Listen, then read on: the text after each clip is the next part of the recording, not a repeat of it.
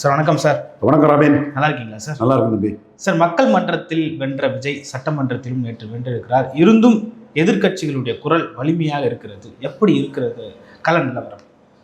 மக்கள் மன்றத்தில் வாக்கு எம்ஜிஆரோட அதிகம் எடுத்துட்டாரு, சீட்டு எம்ஜிஆரோட குறைவாக எடுத்திருக்கிறாரு. அப்போ நம்ம ஃபர்ஸ்ட் போஸ்ட் பாஸ் சிஸ்டத்தில் வரக்கூடிய எம்எல்ஏக்களை வச்சு அசம்பிளி மெஜாரிட்டி தான் 118 மேஜிக் நம்பர் அவருக்கு இல்லை.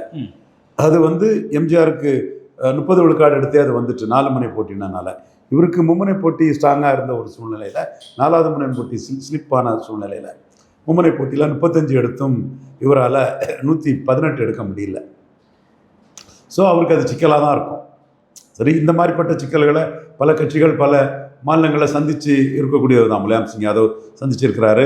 4 தரப்பு அவர் ஆதரித்தாங்க. எந்த 2 தரப்பு நினச்சாலும் அவரை விட்ரா பண்ண முடியாது. ஏதாவது 2 பேர் சப்போர்ட் பண்ணால் நின்றுங்கிற லெவலில் இன்றைக்கி மதசார்பற்ற பாஜக வரக்கூடாதுன்னு நினைக்கக்கூடிய காங்கிரஸு, மற்ற சிபிஎம், சிபிஐ, இந்தியன் யூனிவர்சிட்டி இவங்களோ இல்லது வேலுமணி தலைமையிலான அந்த 25 பேர் அவங்களோ சப்போர்ட் பண்ணால் இந்த கவர்மெண்ட்டுக்குங்கிற ஒரு சூழல் இருக்குது. ஸோ இது டிஸ்குவாலிஃபிகேஷன் கவர்னர் பண்ணணுன்னு இந்த கிண்டல் வெங்கட்ராமன் எழுதியிருக்காரு. புதிய தலைமுறையில் பேட்டியும் கொடுத்துட்ருக்கிறார் அந்த கரஸ்பாண்டன்ட்.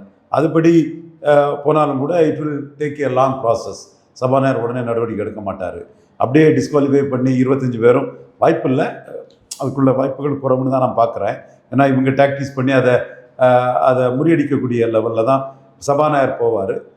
ஓகே, அது அப்படியே எடுத்துட்டாலும் கூட சபைக்கு ஸ்ட்ரென்த்தில் 25 குறைக்கும் போது அது ஒரு இவங்க 25 சப்போர்ட் பண்ணலைனாலும் கூட 24 சப்போர்ட் பண்ணாலும் கூட அது ஒரு 12 லாபத்தை கொடுத்துரும் பிரசிடென்ட் ஓட்டிங்குக்குள்ளே. ஸோ ஸ்டேபிள் கவர்மெண்ட்டுக்கு அந்த பிரச்சனையும் இல்லை. பட் உதயநிதி ஸ்டாலின் எதிர்க்கட்சி தலைவர் ஓவர் நைட்டில் பெரிய ஆளாயிட்டார். 35 விழுக்காடு எடுத்த ஒரு தலைவருக்கு எதிராக சட்டமன்றத்தில் தேர்தலில் தோல்வியடைந்த முதல்வராக தோல்வியடைந்த மு.க. ஸ்டாலினுக்கு ஒரு டெலிகேட்டட் பவரான உதயநிதி ஸ்டாலின் ஓவர் நைட்டில் விஜய் எதிர்த்து அவர் பெரிய பாப்புலர் ஆகிட்டார். இதுதான் ஒரு வினோதமான இயற்கை நியதிங்கிறது. இது ஸ்டாலின் வர்சஸ் விஜய் தான். அன்னைக்கு விஜய் களத்துக்குள்ளே வர்றதுக்கு முன்னாடி அந்த தரப்பை ப்ரமோட் பண்ணிட்டு இருந்தாங்க. இப்போ ஸ்டாலின் தோற்று உதயநிதி ஜெயித்ததில் 35 விழுக்காடு எடுத்த ஒரு தலைவரை சிம்பிளாக தன்னோட திறமையான சட்டமன்ற நடவடிக்கை மூலமாக உதயநிதி ஸ்டாலின் ஷைன் பண்ணுறாருங்கிறது மக்கள் மத்திக்குள்ளே போகுது. இது உதயநிதி ஸ்டாலினுக்கு ஒரு பெரிய ப்ளஸ்ஸாக இருந்தது. நேற்று அந்த புஷ்பா ஸ்டைல் பேசுகிறனாலும் சரி, சேஞ்ச் எக்ஸ்சேஞ்சினாலும் சரி, அது மக்களால் வரவேற்கப்படுது, ரசிக்கப்படுது. அது காரணம் விஜய் அரசு மைனாரிட்டி கவர்மெண்ட்டாக இருக்கிறது தான். 144 ப்ரூவ் பண்ணிட்டாரு. அவர் நினைக்கிறாரா என்னன்னு தெரியல. அது அவரோட விருப்பம் சம்மந்தப்பட்டது. அவர் நினச்சா டிசொல்யூஷன் பண்ணி கேர்டேக்கர் கவர்மெண்ட்டாக இருந்து தேர்தலை நடத்தி காங்கிரஸ் கூட்டணியில் மெஜாரிட்டி 140 சீட்லாம் அவங்க எதிர்பார்த்த மாதிரி அது whatever maybe majority number of seats வர்றதுக்குள்ளே ஒரு மூவ் பண்ணலாம். ஆனால் அது இந்த ப்ரெசன்ட் 108ங்கிற அந்த இதுக்குள்ளே இருக்கிறத வர உதயநிதி ஸ்டாலின் கை தான் சட்டமன்றத்தில் ஓங்கி இருக்கும். அது நேற்று பிரேமலதா விஜயகாந்த் அம்மையார் கூட அந்த ரிட்டன் பண்ணிட்டு வெற்றிவேல் அந்த நியமனத்தை அவங்க அடித்து பேசுகிறாங்கன்னு சொன்னால் மைனாரிட்டி கவர்மெண்ட்டுங்க தான் காரணம். ஓகே சார், அது மைனாரிட்டி கவர்மெண்ட் தானா? ஏன்னா அதுக்கான நிறைய முன்னெடுப்புகள் எடுத்து இப்போது அவங்களோட பெரும்பான்மையை காட்டியாச்சு தாவேக்கா. இப்போவும் மைனாரிட்டின்னு சொல்கிறது நியாயமா சார்? அது உண்மைதானாங்க. மைனாரிட்டிங்கிறது உண்மை தானே. 144 காட்டினதும் உண்மை, 108 தான் அவங்க விசில்ங்கிறதும் உண்மை, 5 கைங்கிறதும் உண்மை, 8 திமுக கூட்டணியிலேயே இருக்குன்னு சொல்லிட்டு வரவங்களும் உண்மை, 24 அதிமுகங்கிறதும் உண்மை, 1 தினகரனுக்கு ஆளுங்கிறது உண்மை. அது உண்மை. தனிப்பெரும் கட்சியா 108 வந்திருக்காங்க. 108 தானே வந்திருக்காங்க. 118 வராத வர 108 பேச தானே செய்வாங்க. அதான் நீங்கள் கலைச்சிக்கிட்டு ஹெட்டே மாதிரி எம்ஜிஆர் மாதிரி வந்தால் தெளிவாக தனி மெஜாரிட்டி காங்கிரஸ் கூட்டணி இருக்குது. தனியாட்டே நீங்கள் 108 வந்தீங்கன்னா காங்கிரஸ் கூட்டணி இருக்குது. இந்த கட்சிகளோட உங்களோட கூட்டணிக்கு வருவாங்க. அதிமுக பலகீனப்பட்டிருக்கு. திமுகவிலேருந்து காங்கிரஸ் மற்ற கட்சிகளும் வெளியேறின சூழ்நிலையில் நீங்கள் கம்ஃபர்டபுள் மெஜாரிட்டி வரலாமே. அது வராத வர உங்களை மைனாரிட்டி கவர்மெண்ட்டுன்னு விமர்சனம் பண்ணுறது தொடர்ந்துகிட்டு தான் இருக்கும். அது உண்மையும் கூட. ஓகே சார், பிரேமலதா அவர்கள் பேசுகிறப்போ குதிரை பேரம் நடந்திருக்கு அப்படின்ற மாதிரி சொல்லியிருந்தாங்க. சட்டமன்றத்திற்குள்ள குதிரை பேரம் நடந்திருக்கா சார்? குதிரை பேரங்கிற குற்றச்சாட்டை தினகரன் வைக்கிறாரு, பிரேமலதா அம்மையார் வைக்கிறாங்க, எடப்பாடி பழனிசாமி வைக்கிறார், உதயநிதி கூட வச்சார். உதயநிதி கூட வச்சார். உதயநிதி வச்சார். குதிரை பேரங்கிறத உதயநிதி ரொம்ப ஸ்ட்ராங்காக வைக்கிறாரு. அந்த குதிரை பேரங்கிறது வந்து நீங்கள் ஒரு கட்சி பிளவுபடக்கூடிய கட்சியை நீங்கள் பார்க்குறீங்கன்னு சொல்லும்போது அந்த குற்றச்சாட்டு இயல்பாக வரத்தானே செய்யும். அது நியாயமான குற்றச்சாட்டாக தான் நான் பார்க்குறேன். முகத்தை மூடிட்டு போனாங்க. அது யாருன்னு கேட்குறாங்களா? பிரேமலதா கேட்டாங்களா? ஆமா, பிரேமலதா கேட்டாங்க. யாருன்னு கேட்டால் அது வந்து மன்னார்குடி எம்எல்ஏ காமராஜா இருக்கலாம்னு எனக்கு ஒரு எண்ணம் ஓட்டும். ஓகே சார், இது வரைக்கும் வந்து எந்த முதல்வரும் செய்யாததை இவர் செஞ்சிருக்காருன்னு சொல்லிட்டு எடப்பாடி பழனிசாமி அவர்கள் ஒரு பெரிய குற்றச்சாட்டை செஞ்சிருக்காரு. ஒரு கட்சிக்குள்ள பிளவு வர்றது இயல்பு, பிளந்துபட்டு இருக்கக்கூடிய ஒரு அணியை ஏன் போய் பார்த்தாரு, நான் தான் வந்து பொதுச் செயலாளர் அப்படின்னு சொல்லிட்டு சொல்லியிருந்தார் எடப்பாடி பழனிசாமி. பிளவை என்கரேஜ் பண்ணதுக்கு தான் பார்த்தார். அல்லது பிளவை என்கரேஜ் பண்ணலைன்னா இவர் இந்த பாஜக வரக்கூடாதுங்கிற இந்த மதசார்பற்ற கட்சிகள் பிடியில் அவர் இருக்கணும். பிளவை என்கரேஜ் பண்ணும்போது மோடிக்கு நெருக்கமான வேலுமணி அவர் அதுக்கு ஒரு ப்ரொடெக்டராட்டு இவங்க பிடியில் தான் இருக்கணுங்கிற இதை ப்ரொடெக்ட் பண்ணக்கூடியவராக இருப்பார். அதுக்கு பார்க்குற இயல்பு தானே அரசியல். ஓகே சார், இதுக்கு பின்னாடி சூத்திரதாரியா செங்கோட்டையன் இருப்பாருன்னு சொல்லிட்டு சொல்லப்படுது சார். விஜய் பண்ணுறாரு. சூத்திரதாரியா செங்கோட்டையன் இருக்கலாம், வேற யாரும் இருக்கலாம். நமக்கு முகம்தான் மெயின். நான் ஒன்லி பவர் சென்டர் தானே சொல்கிறாரு. Over behind it is a Vijay face. So அதில் யாருங்கிறது நமக்கு அதில் செங்கோட்டையன் நமக்கு வேண்டியவர் தானாலும் கூட யாரும் இருக்கலாம். அதில் செங்கோட்டையனும் இருக்கலாம், மற்றவங்களும் இருக்கலாம். சார், இந்த 25 பேர் வந்து ஆதரவு தெரிவிக்கிறதுனால அந்த கட்சி தாவல் தடை சட்டம் வந்து பாயுமா அப்படின்ற ஒரு கேள்வி. அது கண்டிப்பாக பாயுங்கிறதா இன்னைக்கு கிண்டில் எழுதியிருக்காப்புல. கட்சி மாறல் தடை சட்டம் பாவாயினா தெரியுது. இதெல்லாம் does not favour ADMK rebels. But இதில் ஆக்ஷன் எடுக்க வேண்டிய ஸ்பீக்கர் டிலே பண்ணுவார். ஓகே, பட் அவங்க எடப்பாடி பழனிசாமி ஃபைட் பண்ணுவார். அவர் தெளிவாக எடப்பாடி பழனிசாமி ஃபைட் பண்ணுவார். இவங்க மீட் பண்ணதுக்கு எதிராட்டம் அவர் ஃபைட் பண்ணுவார். ஸோ இபிஎஸ் தரப்பு கொஞ்சம் நின்று ஃபைட் பண்ணக்கூடிய லெவலில் தான் நான் பார்க்குறேன். ஓகே சார், அப்படி வந்து ஏதாவது ஆக்ஷன் எடுத்தாங்கன்னா அந்த 25 தொகுதிகளுக்கான ரீஎலெக்ஷன்றது நடக்கிறதுக்கான அப்போ அதில் இருக்கவங்களாம் எனக்கு ரொம்ப வேண்டியவங்கப்பா. ஏன்பா நீ அவரை போட்டு உடனே நண்பர்களோட இதை வந்து பறிக்க நிற்கிற? உன்னோட யுகத்தின் அடிப்படையில் கேட்குறேன். ஒரு வேளையில் அவங்களெல்லாம் ரிசைன் பண்ண சொல்லிக்கிட்டு விஜய் அந்த மத்திய பிரதேசத்தில் காங்கிரஸ்ல இருந்து எடுத்து பாஜக பண்ணாங்க இல்லையா, அந்த மாதிரி ஆட்சியை கவுழ்க்க பண்ணாங்கல்ல, அந்த மாதிரி ஆட்சியை காப்பாற்றுறதுக்கு பண்ணுற வேலையும் பண்ணலாம். கம்ஃபர்டபுள் இது அவங்க விசில் சின்னத்தில் நிற்க சொல்லி பண்ணலாம். பட் அவங்க அதுக்கு வந்து தயங்குறாங்க. விசில் சின்னத்துக்குள்ளே போனோம்னா நம்ம அரசியல் வந்து விஜய்க்கு மெர்சியில் ஆயிரும். அப்புறம் நம்ம அரசியல் வந்து ஓகே அவர் ஏதாவது வார்த்தை கொடுத்தா போமா கூட இருக்கலாம். அந்த இடம் என்னன்னு தெரியல. இவர் ஒய்எஸ்ஆர் காங்கிரஸ்லேருந்து வந்து சந்திரபாபு நாயுடு அமைச்சர் ஆகியிருக்காங்க. அது ஒரு ஆந்திரா முன் உதாரணம் வேற இருக்குது. அந்த மாதிரி ஒரு சூழல் கூட விஜய் நினச்சா வரலாம். பட் அவங்க அதிமுக சென்டிமெண்ட் அதிமுகன்னு போகிறாங்க. அது எப்படி அது பிக்கப் ஆகுது? கட்சிங்கிறது எடப்பாடி பழனிசாமி தான். அவர் தான் பொதுச் செயலாளர். இந்த இதிலெல்லாம் 10th ஷெட்யூல்லாம் தெளிவாக இருக்குது. அப்போ இதை எப்படி சபாநாயகர் வந்து இதை சப்போர்ட் பண்ணி இதை மாற்றி மறித்து பேசி இதை லூப்ஹோலை எடுத்து எப்படி கொண்டு போகிறாருங்கிறது வந்து ரொம்ப சிரமமான காரியமாக தான் நான் பார்க்குறேன். பட் இது கவர்னர் டிஸ்குவாலிஃபை பண்ண விரும்ப மாட்டார். கவர்னர் தான் டிஸ்குவாலிஃபை பண்ணணும். அவர் தான் அதாரிட்டி. ஸ்பீக்கர் வர்சஸ் ஜுடிஷியரிங்கிறது ஒரு பெரிய ஒரு சப்ஜெக்டு. பட் ஆனால் எஸ்டாப்ளிஷ்டு ஜுடிஷியல் நார்ம்ஸ் வந்து தெளிவாக வெங்கட்ராமன் எழுதியிருக்காரு. புதிய தலைமுறையில் கூட அந்த வெங்கட்ராமன் ஒரு பேட்டியை கொடுத்துட்ருக்கிறாரு. அதில் ஒன் அக்கேஷனுங்கிறது வந்து தான் மெயின். ரபிராய் தீர்ப்பில் ஒன் அக்கேஷனுங்கிற சொல்கிறாரு. அப்போ 1/3 இருந்து இப்போ உள்ள டைமில் ஒன் அக்கேஷன்லே 2/3 32 வரணும். ஒன் அக்கேஷனில் 32 வரல. பட் நம்ம ஸ்பீக்கர் வந்து நம்பரை ஏற்றி விட்டு 32 காட்டுறதுக்கும் அவர் தயங்க மாட்டார். ஸோ இது இல்லீகல் தான். பட் அந்த இல்லீகலுங்கிறத முடிவெடுக்கிறது ஸ்பீக்கர் வந்து இதுக்கு ஆதரவான ஒரு மனநிலையை காட்டிகிட்டு இருக்கிறாரு. தாவேகா ஸ்பீக்கர் அவர் அதை உடனே டிஸ்குவாலிஃபை பண்ணி இவங்களை எம்எல்ஏ பதவி இழப்புக்கு கொண்டு போவாராங்கிறது வந்து பெரிய கேள்வி தான். அவர் லீகல் பேட்டல் போயிட்டே இருக்கும். எப்படி வரும்னு நமக்கு சொல்ல தெரியல. இப்படித்தான் வரும்னு அறுதிட்டு உறுதி கூற முடியாது. ஏன்னா முடிவெடுக்க அதிகாரத்தில் இருக்கிறவர் வந்து வேலுமணி, சி.வி. சண்முகம், விஜயபாஸ்கர் இவங்களுக்கு ஆதரவான மனநிலைமையில் இருக்கிறாருன்னு நமக்கு தெளிவாக தெரியுது. சார் 2/3 இருந்தால் இந்த பிரச்சனையே இருந்திருக்காதுன்னு சொல்கிறாங்களே சார். 2/3 இருந்தால் இருந்திருக்காது. சட்டம் அதான் சொல்லுது. 2/3ன்னா அது இப்போ உள்ள ஆன்டி டிவிஷன் லா 2/3 ஏற்றுக்கிறது. 2/3 இருந்தால் அது ஒரு செப்பரேட் இதாட்டே ரெகனைஸ் பண்ணி கொடுத்துருவாங்க. ஓகே சார், சட்டமன்றத்தில் விஜய் 2 நாள் அவருடைய உரையாற்றியிருக்காரு. அவருடைய செயல்பாடுகள் சட்டமன்றத்தில் முதல் நாள் நல்லா இருந்தது, எல்லாரையும் பார்த்தது நல்லா இருந்தது. 2ஆம் நாள் உதயநிதி ஸ்டாலின் அவுட்விட் பண்ணிட்டார். அது காரணம் மைனாரிட்டி கவர்மெண்ட்டுங்கிற அந்த மைனஸோட வர்றதுனால தான் உதயநிதி ஸ்டாலின் அதை பேசி கால் ஷேடிங்கை பற்றி பேசி அதுக்கப்புறம் எக்ஸ்தல பதிவில் கவர்னர் வீட்டுக்கு டெய்லி அலைஞ்சிங்கலாம் பேசி உதயநிதி ஸ்டாலின் அவுட்வீட் பண்ணுறாருன்னா இதுதான் காரணம். ஓகே சார், ஏற்கனவே பிளவுபட்டிருக்கிற அதிமுக மேலும் பிளவை நோக்கி போகிறதா என்ற ஒரு கேள்வி இருக்கு. ஏன் இந்த ரொம்ப குழப்பம்? பிளவு நோக்கி போகாது. எதிர குட்டையை நொட்டையோ சிறுசோ பெருசோ அதிமுக எடப்பாடி பழனிசாமி தான் சொன்னேன். இன்றைக்கும் அதிமுக எடப்பாடி பழனிசாமி தான், அதில் எந்த மாற்றமும் இல்லை. பட் பலகீனப்படுவாரா? வேலுமணியால் கொங்கு மண்டலத்தில் பலகீனப்படுவார், சிபி சண்முகத்தால் விழுப்புரத்தில் பலகீனப்படுவார், அன்பழகனால் தருமபுரியில் பலகீனப்படுவார். நான் அது பலகீனப்பட மாட்டார்னு சொல்ல வரல. இந்த தலைவர்களெல்லாம் லோக்கலாக செல்வாக்கான தலைவர்கள் தான். பட் தமிழகம் அறிஞ்ச அதிமுக தலைவர் எடப்பாடி பழனிசாமி ஒருத்தர் தான். நாம் அவருக்கு எதிராக 26 சொல்லி தான் நம்ம செய்தோம், பலகீனப்படுத்தணும். பட் நம்ம ஒரு உண்மையை ஒத்துக்கணும். எந்த உண்மையை எப்படி ஒத்துக்கிறோம்னா, எல்லாத்தையும் மீறி தானே அவர் 27 விழுக்காடு ஓட்டு எடுத்திருக்கிறார். இப்போ நீங்கள் பாஜக ஓட்டில் பெரும்பகுதி விஜய்க்கு போயிட்டு, அண்ணாமலை நீக்கத்தால் பெரும்பகுதி போயிட்டு, வந்த பகுதி எடப்பாடிக்கு தானே. ஒரு 11.5 பெரும்பகுதி ஓட்டு போடாத போது போட்ட பகுதி எடப்பாடியை ஏற்றுக்கிட்டு தானே போடுறாங்க. அடுத்தபடியாக பாமக ஓட்டு அது ஒரு 10.5 அவர் கூட இருக்குது.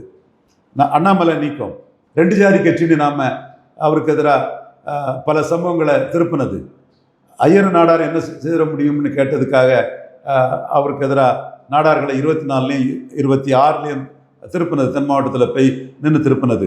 மோடி அவரை சிஎம் கேண்டிடேட்டாக சொல்லாதது. என்டிஏனாரு, அவரை சிஎம்னு மோடி பேசலை. இப்படி பல இடர்பாடுகளை அவர் சசிகலா அம்மையார் கேண்டிடேட் போட்டது. டைரக்டாக இவருக்கு எதிராட்டே சசிகலா அம்மையார் கேண்டிடேட் போட்டது. உதயநிதி ஸ்டாலின் சசிகலா காலில் விழுந்ததை காட்டி காட்டி எல்லார் இடத்துலையும் பிரச்சாரம் பண்ணது. தென் இவர் பிரச்சனை இல்லை, அன்புமணி ராமதாஸுக்கு எதிராக ராமதாஸ் நின்று கேண்டிடேட் போட்டது. எத்தனை இடர்பாடுகளை அவர் சந்திக்கிறாரு. இவ்வளவு இடர்பாடுகள் இவ்வளவு இதுகளையும் சந்தித்த பிறகு செங்கோட்டையை வெளியேறி விஜய்க்கு புயலில் எம்ஜிஆர் ஜெயலலிதா பேர சொல்லி விஜய் 10 தூளி பழனிசாமின்னு சொல்லி ரொம்ப கடுமையாக விமர்சனம் பண்ணது.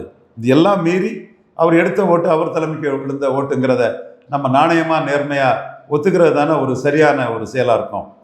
நம்ம சொல்லி தான் 24 செய்தோம், 3 இடத்துல டெபாசிட் இழக்க வச்சோங்கிறத நம்ம கிளைம் பண்ணுறோம். நெல்லை டெபாசிட் இழப்பு, தூத்துக்குடி டெபாசிட் இழப்பு, கன்னியாகுமரி டெபாசிட் இழப்பு. 26லையும் எதிராக தான் நம்ம செய்தோம். பட் 26ல் அவர் அதே மீறி ஓட்டு எடுத்திருக்காருன்னு சொல்லும்போது, எடுத்த ஓட்டு நம்மளை மீறி, அண்ணாமலையை மீறி, விஜய் தரப்பை மீறி, உதயநிதி ஸ்டாலின் நக்கல் நையாண்டியை மீறி, சசிகலா மீறி, ராமதாஸை மீறி, அண்ணாமலையை மீறி எடுத்த ஓட்டை தமிழ்நாடு அளவில் அவருக்குன்னு நம்ம சொல்லி அடுத்த கட்டம் நகர்றது தானே நம்மளோட நேர்மையான நாணயமான உண்மையான பார்வையாக இருக்க முடியும்.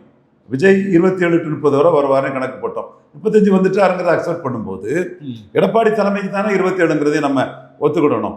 அதே வேளையில் செங்கோட்டையும் போனதில் எடப்பாடிக்கு 24 ஓட்டுக்கு மேலே ஒரு பாதிப்பு இருந்த மாதிரி, சிபி சண்முகம் போனதுலையும் அன்பழகம் போனதுலையும் இவர் விஜயபாஸ்கர் போனதுலையும் பாதிப்பு இருக்குங்கிறதையும் நம்ம பதிவு பண்ண முடியும். அந்த பாதிப்புங்கிறது ஸ்டேட் வைடு பாதிப்பாக எப்படி எடுக்க முடியும்? மாநில அளவிலான ஒரு பாதிப்பாக எடுக்க முடியாது இல்லையா? இப்போ எஸ்கி சுப்பையா போயிட்டாரு, அம்பசமுத்திரம் ஒரு பாதிப்பு தான். அது எஸ்கி சுப்பையாவால் மற்ற இடங்களில் பாதிப்புன்னு எப்படி எடுக்க முடியும்? தளவாய் நிற்கிறாரு, அது கன்னியாகுமரியில் அவருக்கு ஒரு ப்ளஸ் தான். பட் மற்ற இடங்களோட ப்ளஸ்ங்கிறது எடப்பாடிக்கு லீடர்ஷிப்பால் தான் அந்த ப்ளஸ் வருது. ஓகே, நீங்கள் தெளிவாக நீங்கள் பார்த்தீங்கன்னா அவர் 2019 சந்திச்சிருக்காரு, 21 சந்திச்சிருக்காரு, 24 சந்திச்சிருக்காரு, 26 சந்திச்சிருக்காரு. 4 பெரிய தேர்தலை சந்தித்து ஒரு 20 விழுக்காடுக்கு மேலே அவர் இருக்கத்தானே செய்கிறாரு. இனிமேல் தமிழக அளவில் அந்த ஓட்டு அவருக்கான ஓட்டு. இந்த ஓட்டில் என்ன பாதிப்புங்கிறது சிபி சண்முகமும் எஸ்கி சுப்பையாவும் மற்றவங்களும் அந்தந்த பகுதிக்குள்ளே தான் அந்த பாதிப்பை ஏற்படுத்த முடியுமே தவிர, பேன் தமிழ்நாடு எடப்பாடி பழனிசாமி தான் அதிமுகங்கிறது 24லையும் எஸ்டாப்ளிஷ் ஆகிட்டு 26லையும் எஸ்டாப்ளிஷ் ஆகிட்டுன்னு தான் என்னோட பார்வையாக நான் வைக்கிறேன்.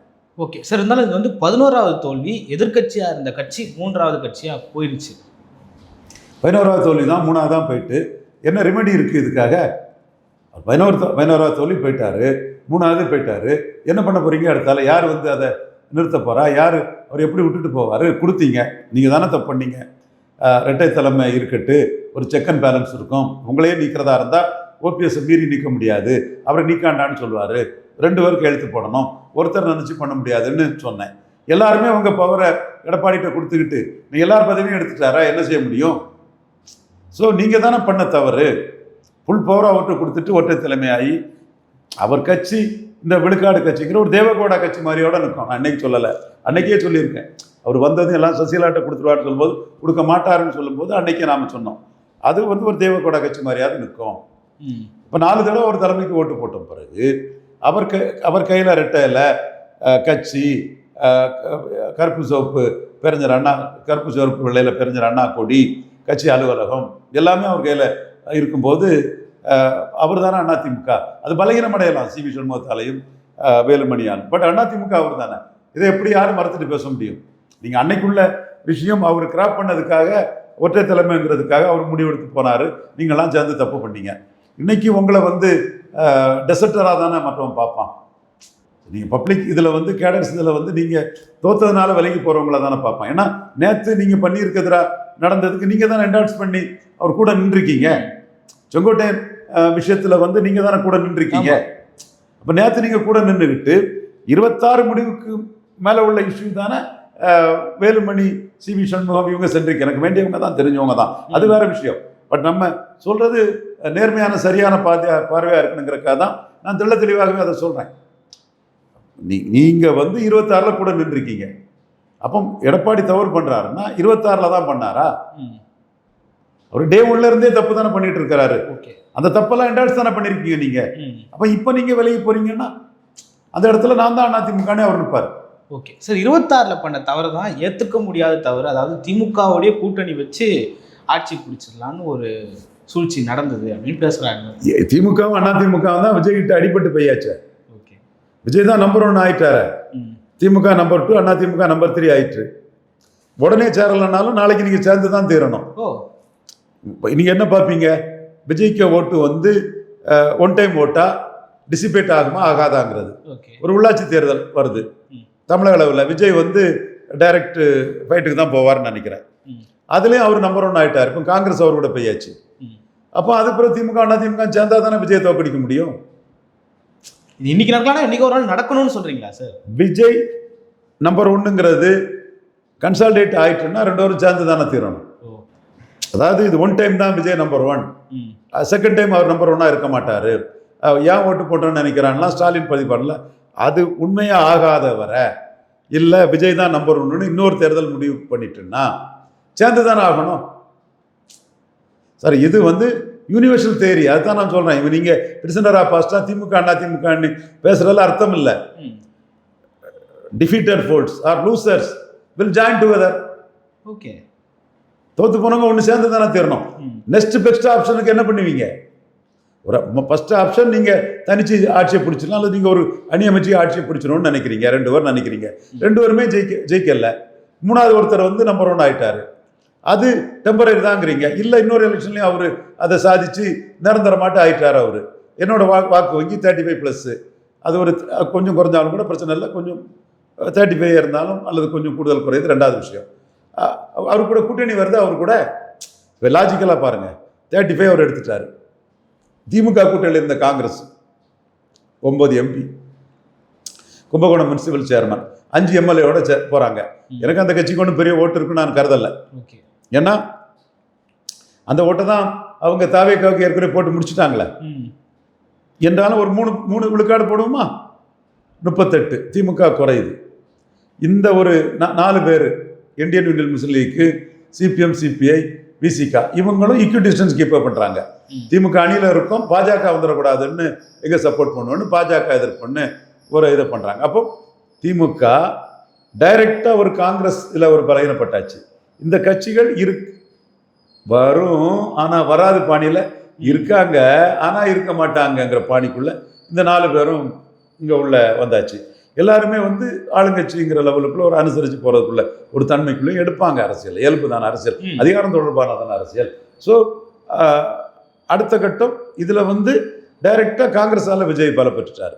அடுத்து அதிமுகவில் 25 பேர் கடைசியாக நம்ம வந்து திமுக எதிர்ப்புங்கிற ஒரு போர்வையை போத்திக்கிட்டு தவேக்கா தான் போகிறாங்க. அதுலேயும் விஜய் பலம் பெறார். அதிமுக பலவீனம் அடையுது. என்றாலும் விஜய்க்கு 35 ஏற்றுக்கிட மனசு இல்லாமல் இன்னொரு எலெக்ஷனை பார்ப்போன்னு உள்ளாட்சி தேர்தலில் பார்க்க தான் செய்வாங்க. அதனால தான் சனாதன எதிர்ப்புன்னு அந்த போன ஓட்டெல்லாம் வந்துடும்னு உதயநிதி ஸ்டாலின் ஒரு பிஜேபிக்கு ஆளுன்னு சொல்லிட்டா அந்த ஓட்டெல்லாம் நம்மகிட்ட வந்துடும், நம்ம கட்சி மீண்டும் 40 விழுக்காடுக்கு மேலே உள்ள பலத்தில் வந்துடலான்னு உதயநிதி ஸ்டாலின் சனாதன எதிர்ப்புன்னு அவர் அந்த மூவ் எடுக்கிறார். தப்பு இல்லை. அவங்க அது வந்து ஒன் டைம் இதை வச்சு தோல்வியை ஒத்துக்காம எதுக்குறாரு. அப்போ முஸ்தபா அவரு போய் நாங்களும் சனாதன எதிர்ப்புங்கிறாரு. சொல்லிட்டாரு. அண்ணாமலை தேர்தலை சொல்லி பார்த்துருக்கணும் சனாதன எதிர்ப்புன்னு, சும்மா எலெக்ஷன் முடிஞ்ச பிறகு சனாதன எதிர்ப்புன்னு எல்லாம் இந்துக்களை ஏமாத்திர இதை பண்ணக்கூடாதுன்னு அண்ணாமலை இன்னைக்கு ஒரு அறிக்கை கொடுத்துருக்காரு. அவரோட political move to be wait and watch. அண்ணாமலைக்கு political move to be wait and watch அவர் இந்த சொல்லியிருக்காரு. எனிவே இவங்க வந்து விஜய்க்கு விழுந்த கிறிஸ்டின் முஸ்லீம் ஓட்டை ஒன் டைம் ஓட்டாக தான் உதயநிதி பார்க்குறாரு. அது ஒன் டைம் ஓட்டு இல்லை, விஜய்க்கான ஓட்டுன்னு நிரூபிச்சா அதுக்கு பிறகு ஓட் என்ன பண்ண முடியும்? ஓகே. ஸோ இது நீங்கள் வந்து திமுக அண்ணா திமுகங்கிற கதையை விடுங்க. வெஸ்ட் பெங்காலில் 7 விழுக்காடு ஓட்டுக்கிட்ட சிபிஎம் எடுத்திருக்காங்க. மம்தா பானர்ஜி வந்து காங்கிரஸ் ஃபைட் பண்ண முடியாமல் காங்கிரஸ்லேருந்து வெளியேறி வந்து அந்த ஃபைட்டை கொடுத்து, காங்கிரஸ்லேருந்து வெளியேறி வந்து ஃபைட்டு கொடுத்து காங்கிரஸ் செய்ய முடியாததை மம்தா பானர்ஜி செய்கிறாங்க. அப்போது ஜோதி பாசுவை டச் பண்ண முடியாமல் பல தேர்தல்களை சந்தித்து மகா ஜூட் வச்சு பல இதுகள் அவங்க அரசியல் டெவலப் பண்ணி கம்யூனிஸ்ட்டை எப்படி தோக்கடிப்புன்னு சொல்லி கம்யூனிஸ்ட்டை உடச்சி பிரித்து எரிஞ்சு மேய்ஞ்சி அவங்க ரஞ்சன் பட்டாச்சாரியார் தலைமையில் கம்யூனிஸ்ட்டை தோக்கடிச்சிடுறாங்க. இப்போ பாஜக அவங்களையும் தோக்கடிச்சிருது, கம்யூனிஸ்டும் தோக்கடிச்சிருது. ஏன்னா இன்னும் கம்யூனிஸ்ட் மம்தா எதிர்ப்பு அரசியலாக பண்ண முடியும். ஒரு 2 பேரை தான் தோக்கடிச்சிட்டு பாஜக மேலே ஏறி வந்து நம்ம மகிஷி கம்யூனிட்டி ஒரு மீன்பிடி தொழிலை மையமாக கொண்டு, அது ட்ரெடிஷ்னல் மீன்பிடியிலே இல்லாத சுதந்த அதிகாரி ஒரு ஓபிசி கம்யூனிட்டி, அவங்க லேண்டு தொழில் அந்த மாதிரி போன ஒரு கம்யூனிட்டி. இப்போ நாடார் டாடி டேப்பர் ஒரு தரப்பு விருதுநகர் இங்கெல்லாம் லேண்டு அது இதுலாம் இப்போ அதே மாதிரி மீனவர் சமுதாயத்தில் உள்ள ட்ரெடிஷனை வந்து இன்னொரு சைடு விவசாய இதில் ஆகி வந்த மகிஷிந்த அதிகாரின்னு ஒரு வெஸ்ட் பெங்கால் ஓபிசி தலைவர் சுவண்ட அதிகாரி பிஜேபி வந்து கயஸ்தா பிராமினுக்கு எதிராக ஒரு ஓபிசியை வெஸ்ட் பெங்காலில் மோடி கொண்டு வந்து சிஎம் ஆக்கி விட்டுட்டாரு. அப்போ பாஜக ஜெயித்தாச்சு, அதில் வந்து கம்யூனிஸ்டும் தோத்தாச்சு, மம்தாவும் தோத்தாச்சு. எனுமே நாளைக்கு வெற்றி பெற்ற பாஜகவை மீண்டும் தனித்தனியாக நின்னா பாஜகவுக்கு தானே வாய்ப்பு அதிகம். அப்போ அவங்க செகண்ட் பெஸ்ட் ஆப்ஷன் சேர்ந்து போகிறது தானே அவங்களுக்கு. முலாயம் சிங் யாதவ் லாலு யாதவ் நிதிஷ்குமார்னாலும் சரி, முலாயம் கன்சிராமனாலும் சரி, மப்டி முகமது சைடு உமர் அப்துல்லானாலும் சரி, இடத்த ஸ்லிப் பண்ண பிறகு 2-3 சேர்றது இயல்பு தானே. தோற்று போனவங்களும் ஒன்றா சேர்ந்து தானே ஜெயலலிதா அம்மையார் வந்து 98 வெற்றி பெற்ற திமுக தமாகவை தோக்கடிச்சாங்க. 62 தோற்று போனவங்களாம் ஒன்று சேர்ந்து தானே 67 காமராஜர் தோக்கடிச்சாங்க. ஸோ தோற்று போனவங்களாம் ஒன்றா சேர்றது வந்து இயல்பானது தான். பட் வெற்றியை அவங்க அக்செப்ட் பண்ண மாட்டாங்க. இப்போ ஸ்டாலின் அக்செப்ட் பண்ணலை. நான் அதை வந்து கிரே ஏரியாவை வச்சிடுறேன். வெற்றி பெற்றது உண்மை, அது 2வது கன்சால்டேட் ஆகலாம், டிசிபேட் ஆகலாம். 2வது கன்சால்டேட் ஆகிட்டுன்னா அப்போ 2வது தேர்தலுங்கிறது உள்ளாட்சி தேர்தல் தான் பார்ப்பாங்க. உள்ளாட்சி தேர்தலையும் தாவேக்கா நம்பர் 1 ஆகிட்டு காங்கிரஸ் கூட்டணியோட. தென் ஆட்டோமேட்டிக்காக அதுக்கப்புறம் அவங்க 2-3 ஒன்று சேர்ந்து தானே ஆகணும். இது இயல்பாக நடக்கக்கூடியதுங்க. நீங்கள் வந்து 1000 பேசலாம், அந்த நிலைமை மச்சு வாட்டர் காஸ் ஃப்ளோன்றது பிரிட்ஜ், அந்த நிலைமை மாறிட்டு 2 பேரும் தோத்துக்கிட்டு ஒருத்தனுக்கு எதிராக நீ தான் எனக்கு எதிரி நான் தான் அவனுக்கு எதிரி பேசுறதுல அபத்தம் கிடையாதுல்லங்க. இது அபத்தமான பேச்சு, களம் மாறிட்டுங்கிறத புரியாத பேச்சு, பிரிசனரா பாஸ்டா இருந்து பேசக்கூடிய பேச்சு. எஸ், ஒரே ஒரு சான்ஸ் கொடுங்க. இது ஒன் டைம் ஓட்டுன்னு சொல்லக்கூடியவங்க அது ஒன் டைம் ஓட்டா இல்லையான்னு ஒரு உள்ளாட்சி தேர்தலில் டைரக்ட் எலெக்ஷன் தான் விஜய் வைப்பார். அதிலே அவர் நிரூபிச்சிட்டாருன்னா அவர் தான் நம்பர் 1 ஆயிரும். அதுக்கப்புறம் இதுதான் நேச்சுரல். இது நாம எதுக்கு எதிர்பார்க்கணும், நமக்கு சுயநலம் இருக்கு. 29 நாட்கள் இருக்குது. காங்கிரஸ் கூட்டணிக்கு எதிராக, நம்பிக்கை துறவு காங்கிரஸுக்கு எதிராக எல்லாரும் 98 மாதிரி ஒன்று சேரக்கூடிய ஒரு சூழ்நிலை வரும்னு நம்ம எதிர்பார்க்கிறோம். மீண்டும் விஜய் தன்னை டிசால்வ் பண்ணிக்கிட்டு ஒரு தனியாட்சி வந்துட்டாலும் சரி, அல்லது உள்ளாட்சி தேர்தலில் அவர் மேலே வந்துட்டாலும் சரி, இன்னொரு தேர்தலில் அவர் தன்னை நிரூபிச்சிட்டாருன்னா நேச்சுரல் இது தானே. ஓகே, பல்வேறு கருத்துக்களை பகிர்ந்து பண்ணி மற்றும் ஒரு கால் சந்திப்போம். நன்றி சார். நன்றி.